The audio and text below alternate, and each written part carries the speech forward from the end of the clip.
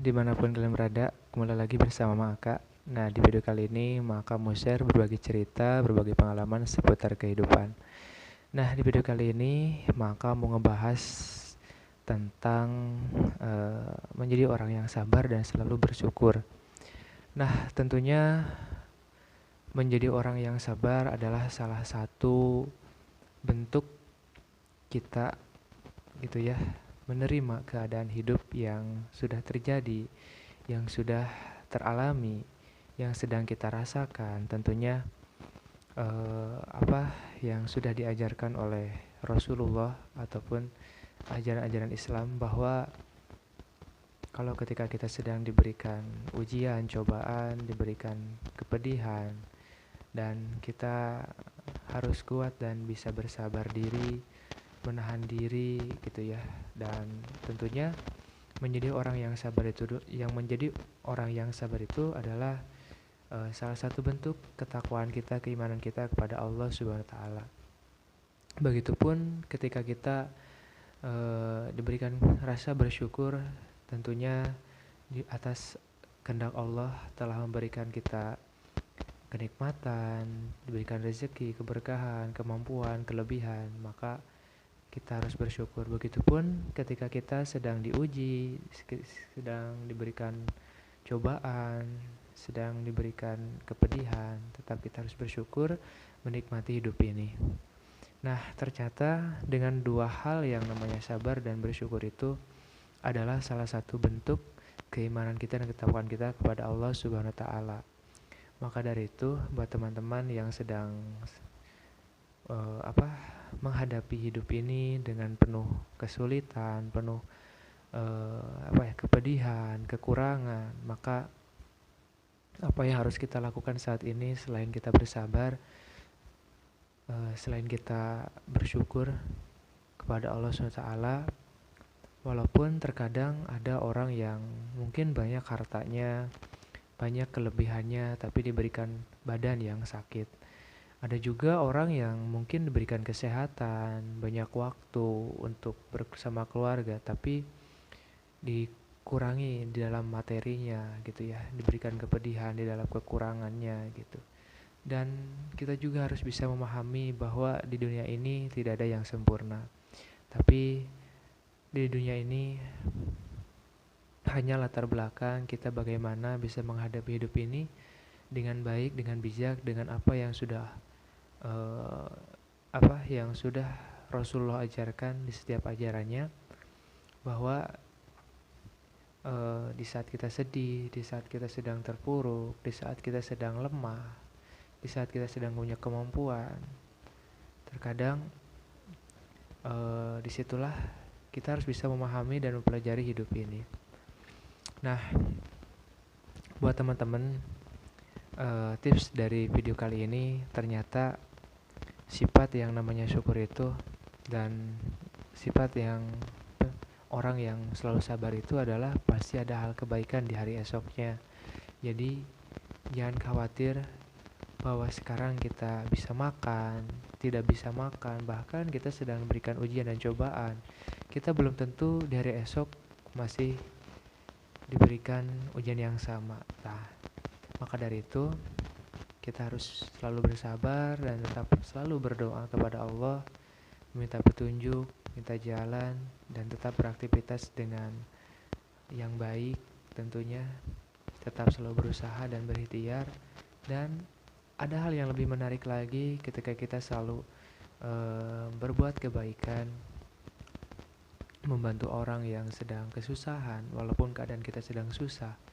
Ya, walaupun keadaan kita sedang susah di dalam materi, tapi kita bisa membantu orang lain dengan tenaga kita, pikiran kita gitu ya.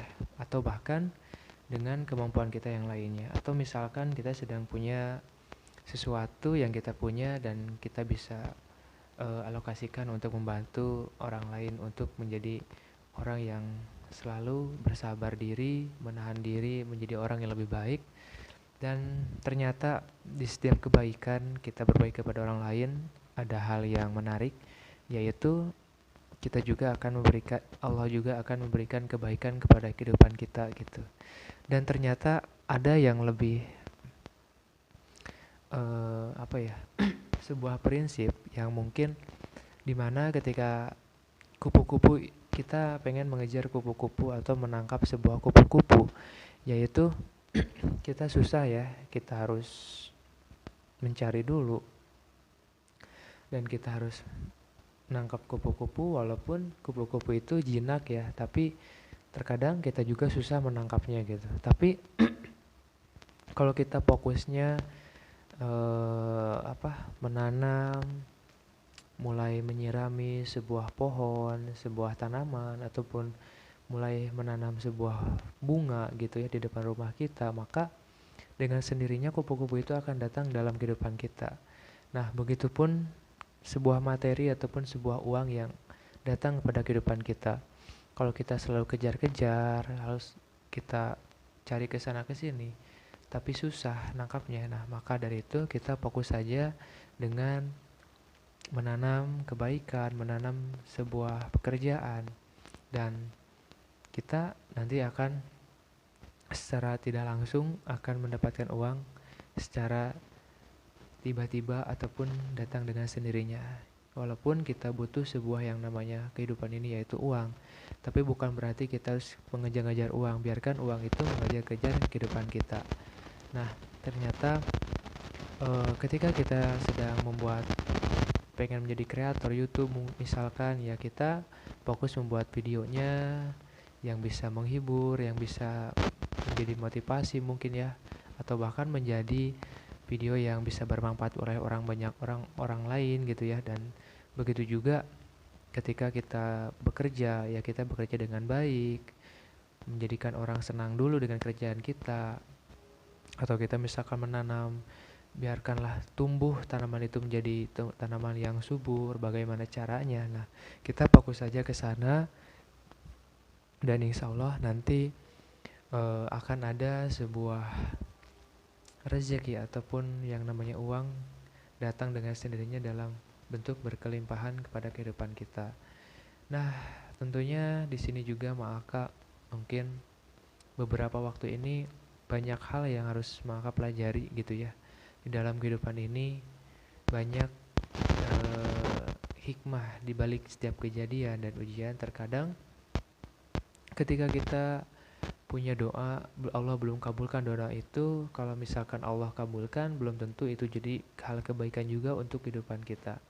Nah, bukan berarti Allah tidak sayang kepada kita, tapi terkadang karena Allah lebih sayang kepada kita, agar kita tidak terjerumus lagi dari hal yang salah. Contoh, ketika kita ada seorang anak dan seorang ibu, ketika anaknya pengen jajan, terus pengen makan coklat gitu ya, dan terus-terusan makan coklat, terkadang oleh orang tuanya itu atau oleh seorang ibu itu, walaupun misalkan punya uang yang banyak, punya rezekinya, tapi terkadang ibu itu tidak memberikan anak itu 24 jam diberikan makan coklat gitu, karena dia sayang, takut dia nanti sakit giginya. Tapi walaupun terkadang anak itu bilang bahwa ibu saya pelit, ibu saya nggak berikan saya uang jajan gitu ya, padahal uangnya ada, padahal saya anaknya gitu. Tapi nah, disitulah kita harus bisa memahami ketika kita sudah berdoa kepada Allah dan Allah belum mengabulkan doa-doa kita, yang bisa jadi itu Allah tahu bahwa kalau Allah sudah mengabulkan doa kita dengan sesuai keinginan kita, maka Allah mengkhawatirkan kita menjadi hal yang buruk untuk kehidupan kita. Nah, maka dari itu tetaplah bersabar. Ketika Allah sudah berkehendak apapun itu, Allah akan berikan gitu sesuai kebutuhan kita. Dan tentunya ketika kita sudah bisa menjalankan segala perintahnya, maka lambat laun juga Allah akan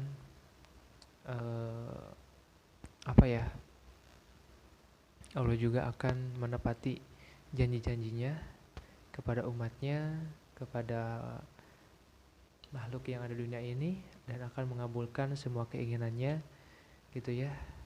Dan tentunya tetaplah berbuat baik, tetaplah menjadi orang yang selalu berusaha, selalu berikhtiar, dan Jangan lupa selalu berdoa, dan tentunya jangan lupa silaturahmi juga dengan orang-orang terdekat kita. Paling itu ya yang saya sampaikan.